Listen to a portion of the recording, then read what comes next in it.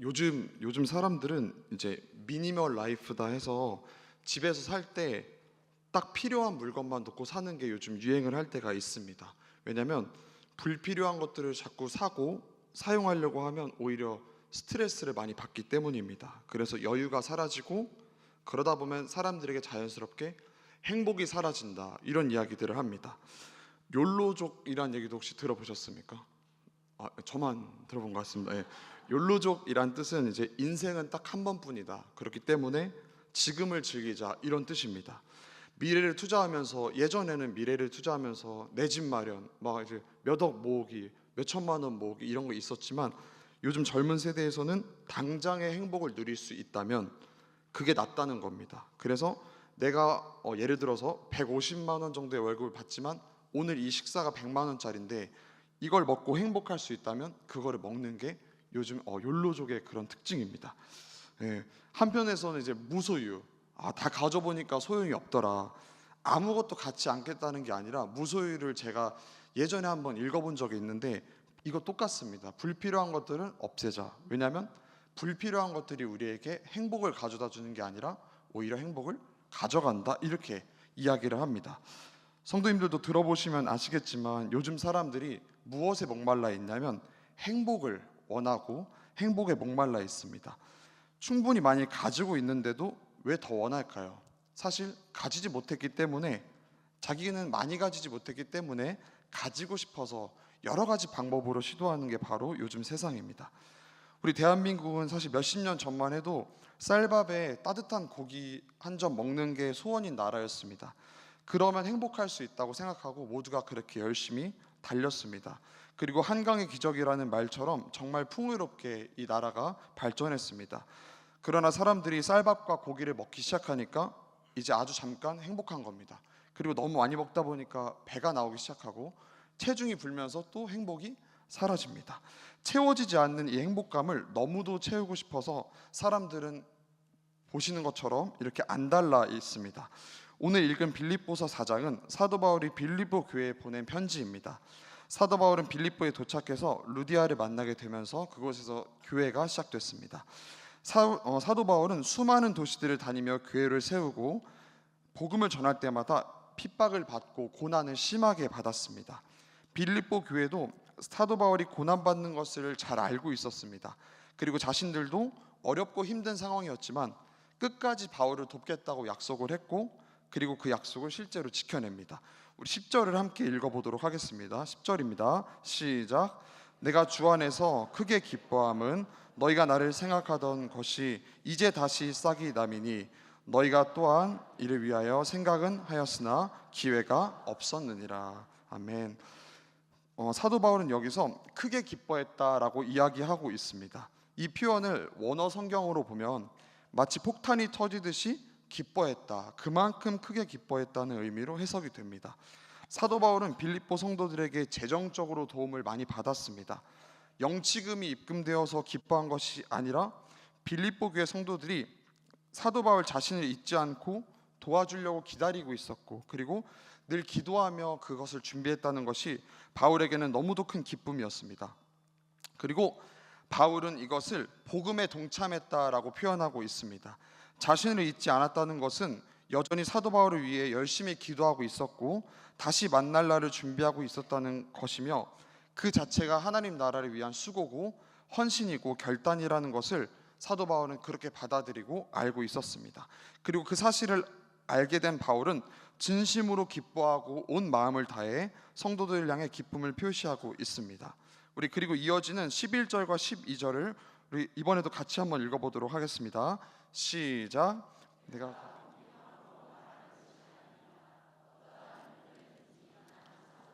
배웠노니 나는 비천에 처할 줄도 알고 풍부에 처할 줄도 알아 모든 일 곧 배부름과 배고픔과 풍부와 궁핍에도 처할 줄 아는 일체의 비결을 배웠노라. 아멘. 사도 바울은 내가 궁핍할 때 도와줘서 감사합니다 라고 말하는 것이 아닙니다 라고 성도들에게 이야기하고 있습니다. 그런 것은 별로 나에게 중요하지 않다. 왜냐하면 나는 어떤 형편에서도 자족할 수 있는 법을 배웠다라고 이야기를 합니다. 가난할 때도 부유할 때도 배부르고 배고플 때도 자족하는 일체의 비결을 배웠노라라고 성도들에게 이야기하고 있습니다. 우리는 평소에 이제 만족한다라는 말을 자주 사용합니다. 만족은 쉽게 말하면 지금 상태가 마음에 든다 이런 뜻입니다. 그런데 바울은 오늘 말씀에서 만족했다라고 하지 않습니다. 뭐라고 얘기하냐면 자족했다라고 이야기를 합니다. 우리 한자어로 풀어봐도 둘은 차이가 좀 있습니다. 만족은 가득 차서 흡족한 상태를 말하는 게 만족이라고 합니다. 근데 자족은 스스로 만족감을 느끼는 것, 이렇게 나와 있습니다.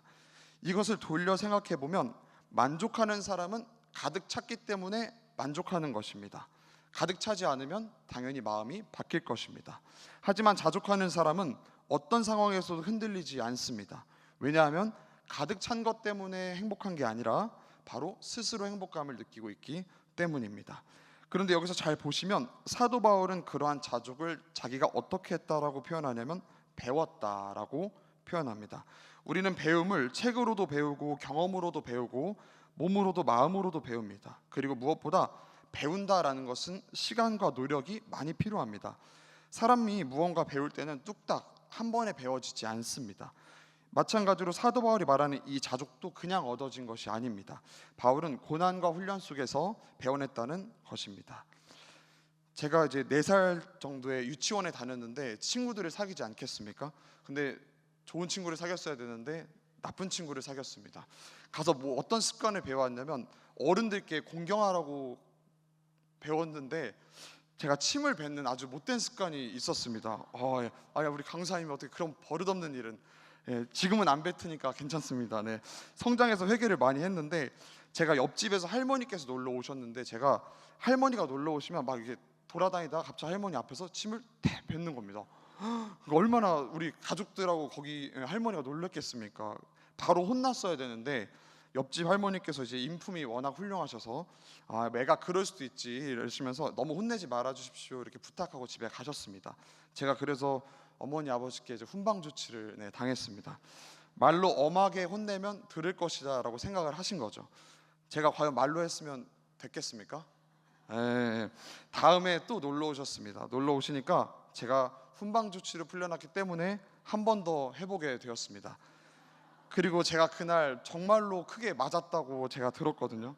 근데 사람은 너무 큰 충격을 받으면 기억이 안 난다고 하는데 진짜로 기억은 안 납니다. 제가 맞았던 기억이 침을 뱉었던 기억도 안 나고 그 다음 날 할머니가 놀러 오셨습니다. 제가 이제 혼나고 난 다음 날 할머니가 놀러 오셨는데 옆집 할머니가 왜 계속 맞으시면서까지 놀러 오시는지 잘 모르겠지만 저희 집이 좋으셨나 봅니다. 그래서 또 오셨는데 제가 이제 돌아다니다가 또 그 앞에 딱 이렇게 섰습니다. 근데 이제 저희 아버지 표현으로는 제가 침을 뱉으려면 이제 모아야 되지 않습니까? 그러니까 앞에서 이렇게 입이 이렇게 모아졌다가 침을 꼴깍 삼키는 거를 보셨다고 합니다. 그래서 또 한 바퀴 돌고 와서는 똑같이 이제 모았다가 맞다 아니구나 하니까 침을 다시 삼켰다 이런 이야기를 제가 들은 적이 있습니다. 그래서 제가 그거를 들으면서 이제 물리적 훈육이 저에게는 아주 잘 드는 약이었고 제가 학습이 되어서 내가 이걸 뱉는 순간부터는 그 다음에 이제 그려지기 시작하는 겁니다. 그래서 얼마나 아프게 맞았으면 전 진짜 기억이 없지만 얼마나 아프게 맞았으면 그렇게 고치기 어렵던 습관이 한 번에 고쳐졌을까요? 네, 사도 바울도 똑같습니다. 사도 바울은 유대인입니다. 유대인들은 선택받은 민족이다. 자기들은 선민의식으로 굉장히 가득 차 있는 사람들입니다. 그렇게 교육받고 평생을 사는 사람들이 바로 유대인들입니다. 그런 민족적인 특성, 민족적인 자부심, 이런 집단성은 정말로 쉽게 바뀌지 않는 게 딱 이런 겁니다. 우리도 음식 취향 하나 바꾸기 정말 쉽지 않습니다. 한국인이 가는 모든 곳에는 김치와 고추장 스틱이 있다 이런 얘기들이 있거든요. 마찬가지로 우리가 그런 걸 먹고 자랐기 때문에 우리의 입맛에는 그게 맞는 겁니다. 그래서 유대인들이 메시아를 눈앞에 두고도 못을 박았던 것은 바로 그런 못된 민족성과 완고함 때문입니다. 사도 바울은 유대인 중에 유대인이고 유대인들이 인정할 만큼 굉장히 탁월한 유대인이었습니다. 사도 바울도 당연히 한순간에 바뀌지 않았을 것입니다. 사도 바울은 자기가 그렇게 무시하고 사람으로 취급도 하지 않던 이방인들을 위해 이제는 목숨조차 아까워지 않는 선교사로 거듭납니다. 예수님을 믿는 사람들을 가두고 때리고 죽이던 사람이 이제는 예수 그리스도 한 분만을 붙들고 자기의 목숨을 불사르는 사람이 됐습니다. 사도 바울이 여기까지 오기 위해서는 말하진 않았지만 정말 뼈를 깎는 고통, 머리 깊숙이 박힌 못된 생각들을 고치는 데는 수많은 시간과 인고의 시간이 필요했다. 우리는 그렇게 알 수 있습니다. 그렇게 사도 바울은 오늘 말씀을 통해 이렇게 이야기합니다. 나는 자족을 배웠다. 어떠한 상황에도 흔들리지 않은 자족을 배웠다라고 오늘 사도 바울은 이야기하고 있습니다. 그래서 감옥에 갇히고 매를 맞아도 늘 자족해하며 행복해합니다. 어떠한 상황에서도 행복해하는 사도 바울의 모습은 성경에서 심심치 않게 찾아볼 수 있습니다. 바울은 그저 감사하면서 자족해하고 행복해합니다. 모든 환경을 자신의 행복의 조건으로 삼지 않습니다. 그렇다면 도대체 자족하는 것은 어떻게 얻을 수 있었을까요? 바울은 자기가 일체의 비결을 배웠기 때문이라고 말하면서 그 비결이 어떻게 왔는지 곧 이어지는 13절에 분명하게 말해주고 있습니다. 우리 13절을 한번 다 같이 읽어보도록 하겠습니다. 시작. 내게 능력 주시는 자 안에서 내가 모든 것을 할 수 있느니라. 아멘. 내게 능력 주시는 자가 누구십니까? 네, 예수 그리스도이십니다. 예수님은 우리의 하나님이 되시고, 그리고 하나님은 이 세상을 다스리시고 창조하신 창조주이십니다.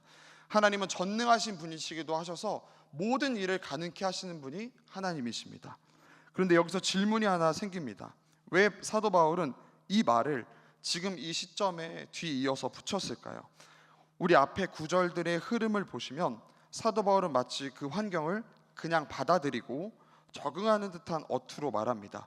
환경을 바꾸라 이렇게 말하지 않습니다. 다소 수동적인 자세처럼 보일 수 있는 말들이 11절, 12절입니다. 그러니까 자연스럽게 이어지는 문장도 비슷한 수동적인 어조여야 할 것 같지만 바울은 갑자기 이렇게 말합니다.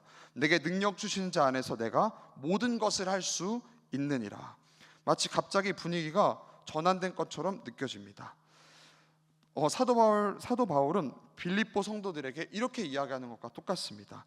하나님은 나를 감옥에서 얼마든지 꺼내실 수 있고 매질하려는 사람들을 막으실 수 있지만 하나님은 그렇게 하실 능력이 충분히 되시고 모든 일을 가능케 하시는 분이시지만 지금은 그렇게 하지 않으셨다. 의도적으로 그렇게 하지 않으시고 있다. 이렇게 이야기하는 것입니다. 사도 바울이 감정이 없고 고통을 못 느끼는 사람이 아닙니다. 억울하고 답답하고 성경에 쓰여 있지는 않지만 사람인지라 그런 감정들을 충분히 느꼈을 것입니다. 이런 생각도 당연히 있었을 것입니다. 이게 더 효율적이지 않을까? 이게 더 맞는 방법이 아닐까?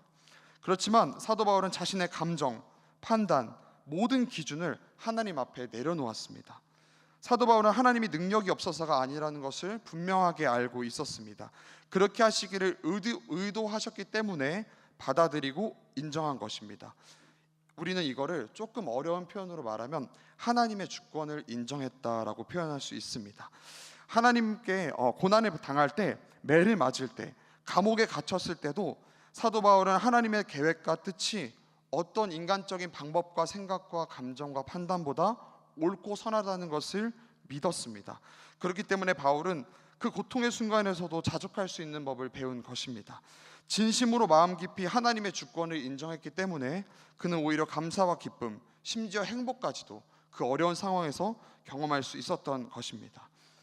우리가 따라가고 싶은 그 예수님, 우리의 좋으신 예수님도 똑같았습니다.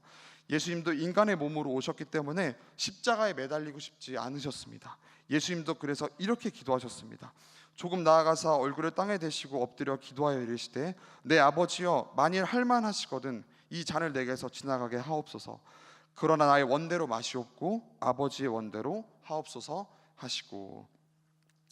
예수님도 참 많이 괴로우셨습니다. 십자가를 앞두고 고통과 두려움을 느끼시며 땅에 대고 엎드려 기도하셨습니다. 하나님, 혹시나 다른 방법이 있다면, 혹시나 이게 아니라면 이 잔을 내게서 지나가게 해주시면 안 되겠습니까? 그렇지만 예수님은 그 주권을 인정해드리는 기도를 바로 합니다. 그러나 나의 원대로 마시옵고 아버지의 원대로 하옵소서. 예수님도 자신의 감정보다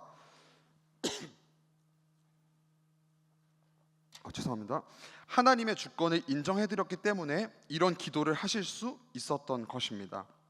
오늘 제목이 제가 불교에서 기독교를 했는데 저도 이제 제목을 내놓고 이게 무슨 제목인지 궁금하시겠다 싶었습니다. 제 친구 중에 한 명이 정말 독실한 불교 신자입니다. 저는 독실한 크리스찬이지만 그 친구는 불교 신자인데 실제로 인품도 좋고 친구들한테 인기도 굉장히 좋습니다.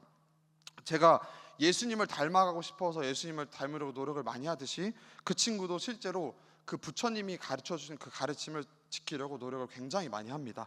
그래서 그런지 이제 부처님을 너무 닮고 싶은 나머지 요즘은 이제 탈모도 같이 오고 있다고 하는 소식을 제가 들었습니다. 네. 근데 그 친구가 다른 친구들이 힘들어하면 그 친구한테 상담을 하는데 자주 했던 말이 있습니다. 제가 옆에서 많이 들었거든요. 지금 주어진 삶에 욕심을 부리지 말라. 만족하고 감사해라. 환경은 지배할 수 있는 게 아니라 받아들이는 것이다. 그렇기 때문에 너는 그것을 초월해야 행복해질 수 있다. 그거를 불교 용어로 뭐라고 하냐면 해탈이다라고 이야기를 합니다. 네, 그래서 굉장히 좋은 말 같고 그럴싸한 말입니다. 제가 근데 그 이야기를 실제로 들었을 때 어디서 많이 들어본 이야기입니다. 방금 전에 저희가 말씀으로 이야기했던 그 본문이 본문 내용과 너무 비슷한 내용이 불교에서 이야기를 하고 있습니다. 어디 불자가 감히 그죠? 하나님 말씀을 그렇게 한다고 하지만 저는 그 친구를 보면서 근본적인 고민에 빠졌습니다. 저 친구가 말하는 것과 내가 믿는 성경 말씀이 똑같이 말하고 있는데 도대체 다른 것이 무엇일까? 저는 이런 고민에 빠지기 시작했고 지금 삶에 만족하고 감사해라. 그게 해탈이다. 지금 삶에 만족하고 감사해라. 그게 자족이다. 그러면 결국 자족이 해탈이고 해탈이 자족이 아닌가? 저는 이렇게 생각을 하게 됐습니다. 그렇지만 저는 곧 차이를 깨닫게 되었습니다. 그 친구가 가지지 못한 것을 제가 가지고 있었기 때문입니다. 그게 무엇이냐면 바로 예수 그리스도입니다. 세상은 우리에게 이렇게 말합니다. 주어진 만큼만 해라. 환경은 지배할 수 있는 게 아니다. 뱁새가 황새 따라가면 찢어진다. 이렇게 얘기를 합니다. 그래서 해탈해라, 만족해라, 초월해라 이런 식으로 이야기를 하고 멋진 말로 포장합니다. 환경을 초월해야 행복해질 수 있다. 미련하게 행복을 위해서 욕심을 부리지 말라. 이런 식으로 이야기를 많이 합니다. 하지만 성경은 우리에게 환경을 받아들이라고 이야기하지 않습니다. 성경은 그저 주어진 환경에 만족하고 살아가라 이렇게 말하지 않습니다. 성경은 우리를 훨씬 더 높은 차원의 진리로 이끌고 있습니다. 그게 무엇이냐면 바로 하나님을 믿어라입니다. 내 생각으로 이 상황을 바라보지 말고 하나님이 하나님됨을 인정하고 믿어라. 하나님의 주권을 인정하라. 이것이 성경에서 말하는 진짜 자족입니다. 하나님을 믿는 자만이 고백할 수 있는 게 바로 자족의 고백입니다. 그분이 주신 모든 것이 선하다는 그 믿음, 그분은 절대로 나에게 허튼 일을 시키지 않으신다는 그 믿음, 그분은 내 인생의 구원자시이시라는 그 믿음이, 이 믿음이 없으면 절대로 사도 바울과 같은 고백을 할 수 없을 뿐더러 우리가 어떤 상황에서 기뻐하기는 사실 불가능합니다. 그래서 우리는 방금 말했듯이 이걸 통틀어서 한 번에 얘기하면 하나님의 주권이다라고 이야기를 합니다. 우리가 주권이라는 단어를 하나님의 주권이라는 단어를 사전에서 찾으면 이렇게 정의되어 있습니다. 하나님이 모든 것을 통치하시는 최고의 권위자이시며 그의 허락 없이는 아무 일도 일어나지 않는다. 이게 하나님의 주권을 사전적으로 표현한 표현입니다. 주인의 권한이 누구에게 있느냐 이 말입니다. 내 인생의 주인은 누구인가? 이 질문을 우리에게 던지고 있습니다. 이게 우리 신앙생활에 너무도 중요한 질문입니다. 우리는 하나님이 내 인생의 주인이십니다 라고 말하면서 하나님의 주권을 인정하는 것 같지만 실제로는 내가 주인이 되고 그 인생의 운전대를 내가 잡고 있을 때가 훨씬 더 많습니다. 저도 이제 운전을 할 줄 아니까 저보다 운전 못하는 사람이 옆에 타면 솔직히 불안합니다. 브레이크를 밟을 타이밍인데 자꾸 정차를 안 하면 소리가 저절로 나오고, 좌회전 하려고 이제 1차선으로 들어가야 되는데 안 들어가면 슬쩍 1차선 가야 되는데 이렇게 얘기도 흘립니다. 그러니까 가끔 남편분들이 이제 그 예전에 예능 프로그램에도 있었는데 남편분들이 그 아내분들 이제 그 운전 알려주는 그런 몰래카메라 같은 방송 혹시 보신 적 있으십니까? 다 성경만 보셔가지고 못 보셨겠지만 저는 봤는데 남편분이 가끔씩 아내분들한테 내가 할게, 운전 내가 할게 하시는 분들이 많이 계시지 않습니까? 우리 아내 피곤할까봐 그렇지라고 하지만 숨겨진 뜻은 말하지 않겠습니다. 그러나 반대로 불안하지 않은 사람이 운전대를 잡으면 어떻습니까? 훈수는 안 둡니다. 왜냐하면 자야 되기 때문입니다. 운전하는 사람 입장에서는 누가 옆에서 자면 되게 뿌듯합니다. 자기 운전이 되게 부드럽고 잘한다고 느끼기 때문이죠. 마찬가지로 잠드는 사람이 왜 잠들겠습니까? 운전석에서 이 사람이 나를 안전하게 데려다 준다는 모종의 믿음이 있기 때문에 잠들 수 있는 것입니다. 사랑하는 성도 여러분, 우리의 인생도 사실 똑같습니다. 우리 인생도 똑같습니다. 제가 예전에 우리 아는 동생을 태우고 첫 운전 때 아는 동생을 태우고 이제 예전에 교회에서 그 친구 동생의 집을 데려다 준 적이 있습니다. 저희가 첫 운전이라는 걸 그 친구가 알고 있었고, 그래서 그 친구가 저한테 어떻게 했냐면 첫 운전을 할 때 제가 처음 운전하는 거라고 말을 해줬습니다. 내가 첫 운전인데 내가 널 데려다 주고 싶어서 데려다 준다. 저는 이제 사랑의 표현이었거든요. 그 친구의 표정이 좀 안 좋아지더라고요.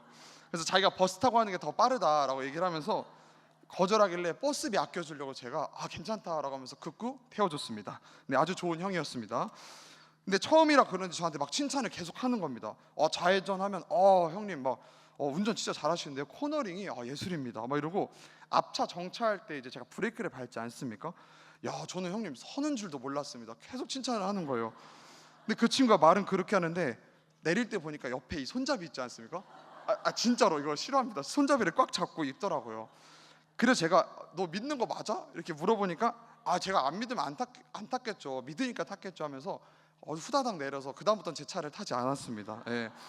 진짜 그 친구가 저를 믿었다면 그렇게 저를 칭찬했을까요? 아마 그 친구도 잤을 겁니다. 아니면 편안히 가지 않았을까 싶습니다. 말은 아니라고 하지만 계속 잘한다고 믿는다고 하는데 몸은 벌써 불안하니까 옆에 손잡이를 잡고 자꾸 버스를 타고 가겠다라고 이야기를 한 것입니다. 우리도 사랑하는 성도 여러분, 우리의 인생도 사실 똑같습니다. 우리는 운전대를 하나님께 맡겨야 한다고 머리로는 잘 알고 있지만 막상 운전대를 넘기려 하면 불안해지고 못 믿습니다. 하나님 이제 좌회전 해야 되는데 500m밖에 안 남았는데 이제 슬슬 1차선 붙어야 되지 않습니까? 하나님 제가 봤을 때는 붙어야 되는데요. 하나님 2회로 뚫린 지가 언젠데 부산 갈 때 아직도 골목으로 다니십니까? 그런데 이런 상황도 만약에 우리가 믿을 만한 사람하고 타면 어떻습니까? 그 사람이 500m 남기고 400m 남기고 끼어들지 않아도 뭐 다 알아서 잘 끼어들겠지 이렇게 생각을 합니다. 이해로 안 타고 돌아서 부산을 가도 빠른 지름길을 잘 알고 있겠지 이렇게 생각을 합니다. 그리고 그냥 눈 감고 잠에 듭니다. 이게 바로 믿음 때문입니다. 하나님에 대한 경험이 부족한 사람, 하나님의 인도하심을 믿어본 경험이 부족한 사람은, 다시 말하면 하나님의 주권을 인정해본 경험이 없는 사람은 하나님께 막상 중요한 문제 앞에서 운전대를 맡기기가 사실 너무 어렵습니다. 가다가 사고 날까 봐 불안하기 때문입니다. 말은 믿는다고 하지만 실제로는 깊은 속마음에는 못 믿는 마음이 솔직하게 있습니다. 엄밀히 따지면 하나님을 못 믿는 게 아닙니다. 하나님 말고 우리에게 믿음을 줬던 것들, 믿을 만한 것들이 세상에는 너무 많기 때문입니다. 하나님이라는 운전자 말고 세상에서 우리에게 믿음을 줄 수 있는 운전자는 이 세상에 너무나 많습니다. 내 인생은 돈이 문제를 해결해줬고, 명예가 사람들을 움직여줬고, 학벌이나 학연이 길을 열어줬고, 자녀와 인맥이 나의 위치가 내 삶을 편하게 만들어준 또 다른 운전자가 우리의 인생에는 많습니다. 그래서 우리는 세상의 것들에게는 믿음이 아주 굳건합니다. 이미 그것들은 나를 믿게끔 만들었습니다. 정말 이런 것들로 인생의 해결을 본 게 너무 많기 때문입니다. 세상의 것들이 나를 다시 일으키고 회복시킨 경험이 우리 인생에는 하나님보다 사실 너무나 많습니다.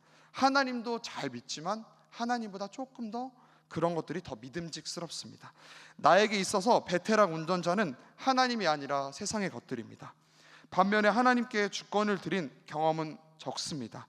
그래서 정말 중요한 문제가 닥치면 자기도 모르게 불안하니까 말은 아니라고 하지만, 아까 그 친구처럼 말은 아니라고 하지만 세상의 것들을 찾으러 우리는 돌아가는 모습을 볼 수가 있습니다. 사랑하는 성도 여러분, 믿음의 진짜 모습은 상황을 어떻게 대처하느냐에 따라 달라집니다. 우리가 어떠한 상황이든지 하나님께 맡기는 분들은 그 어떠한 것들도 하나님께 맡깁니다. 그러나 경험이 적다면 다시 세상의 것들을 찾으러 떠납니다. 하나님보다 그게 더 믿을 만하기 때문입니다. 내가 편안하게 잠들고 갈 수 있는 운전자를 다시 세상에서 불러옵니다. 하나님을 안 믿는 게 아닙니다. 그것보다 덜 믿는 것입니다. 그래서 세상의 다른 것들이 우리에게는 이미 하나님의 자리에 위치해 있을 때가 많습니다.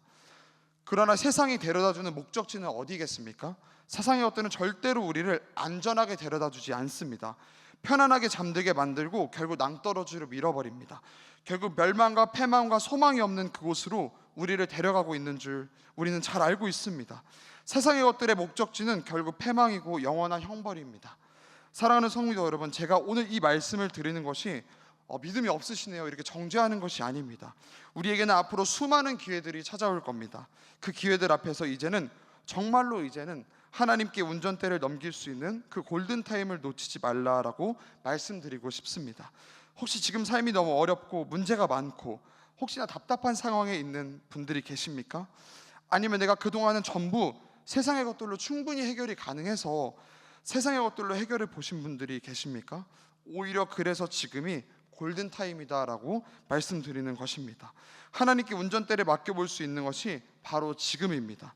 세상은 우리에게 이렇게 이야기합니다. 해탈해라, 욕심을 버려라, 그냥 받아들이고 주어진 환경대로 해라.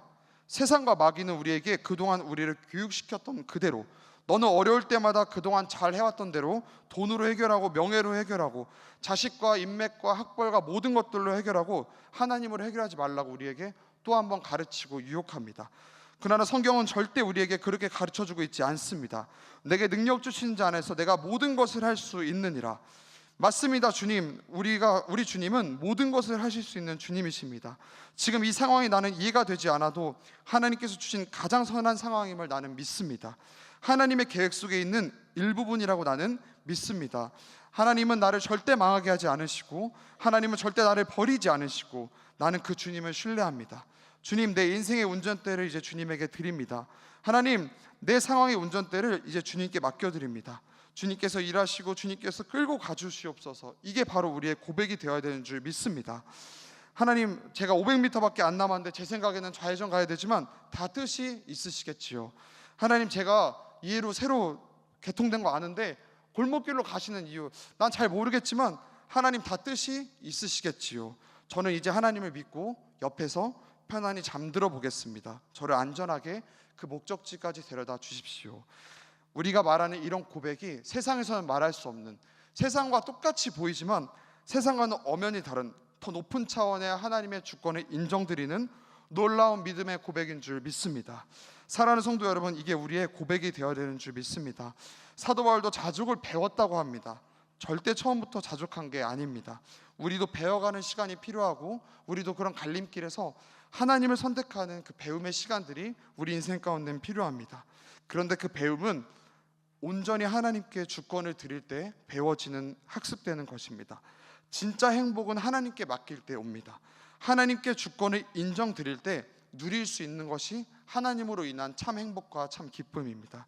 진짜 해결은 이제는 하나님께 내 운전대를 맡길 때 해결될 수 있는 게 바로 하나님 안에서의 해결입니다. 우리가 불교와 다른 이유, 우리가 세상 사람들이 말하는 인생의 진리와 다른 이유는, 우리가 세상과 똑같은 말을 하는 것 같아도 가장 다른 이유 하나는 바로 하나님 때문입니다. 세상은 내가 바꾸고 내가 적응하고 내가 초월하라고 말합니다. 모든 것을 나로 시작하고 내가 중심입니다. 거기에는 예수님도 없고 주권자도 없고 오직 패망과 멸망뿐입니다.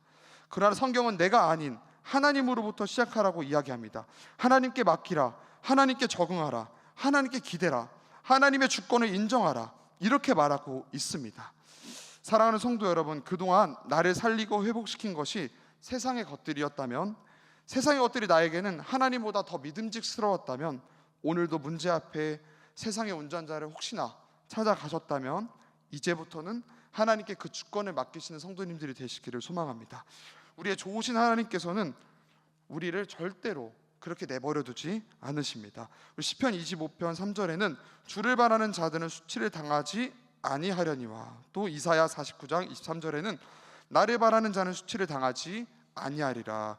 성경 수많은 곳에는 하나님께 주권을 올려드린 우리 믿음의 선조들에게는 하나님께서 놀라운 축복과 놀라운 결과들을 이미 많이 보여주셨습니다.